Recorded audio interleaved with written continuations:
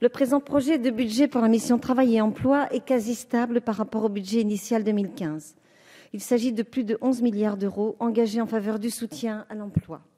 Car rappelons-le, la création d'emplois relève davantage de la société civile, notamment des entreprises, avant celui de l'État. En revanche, nos politiques publiques doivent accompagner et soutenir ces créations d'emplois. L'État a également un rôle de solidarité et d'insertion à jouer en faveur des personnes éloignées du monde du travail pour des raisons diverses. Car l'emploi n'est pas seulement un moyen pour vivre, il est aussi un moyen de se sentir utile aux autres et de développer une vie sociale.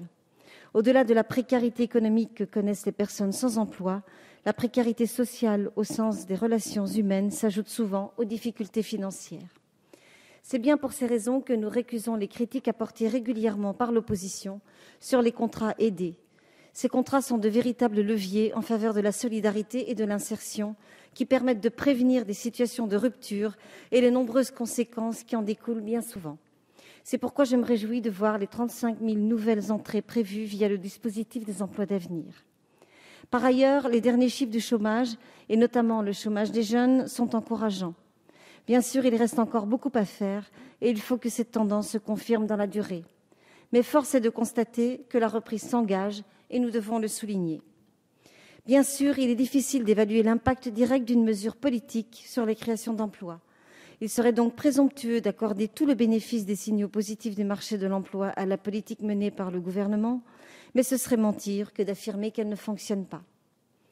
Madame la ministre, je tiens maintenant à aborder plus précisément la question des financements des structures locales d'accompagnement vers l'emploi.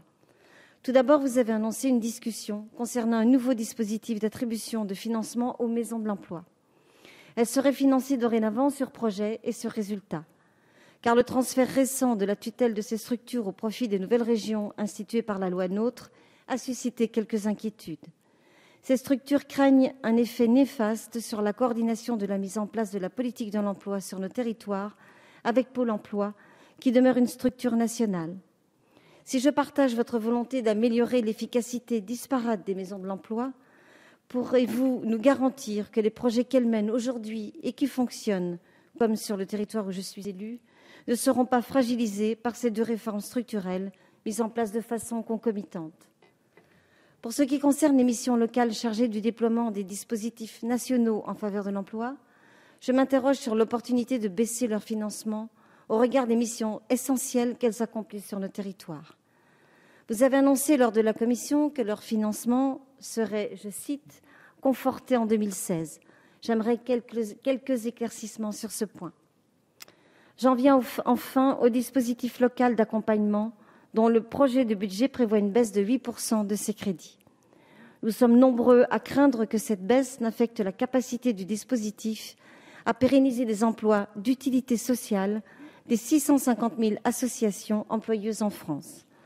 Ce dispositif a pourtant fait ses preuves, avec une progression du nombre d'emplois créés chaque année.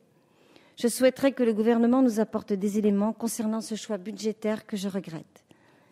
Je termine par les mesures qui me semblent aller dans le bon sens. D'abord, en faveur de l'inclusion des personnes en situation de handicap. L'annonce de création de nouvelles aides au poste est une nouvelle que je tiens à souligner. Ces aides participent à la société inclusive que nous défendons. Cependant, j'en profite pour rappeler mon regret à l'égard des ponctions entreprises sur les fonds pour l'insertion professionnelle des personnes handicapées. Si ce projet de budget permet de soutenir l'emploi des jeunes et l'inclusion des personnes en situation de handicap, il n'oublie pas non plus la nécessaire solidarité envers les seniors en fin de droit. La prime transitoire pour les demandeurs d'emploi de plus de 60 ans en situation de précarité est une mesure que je tiens particulièrement à souligner.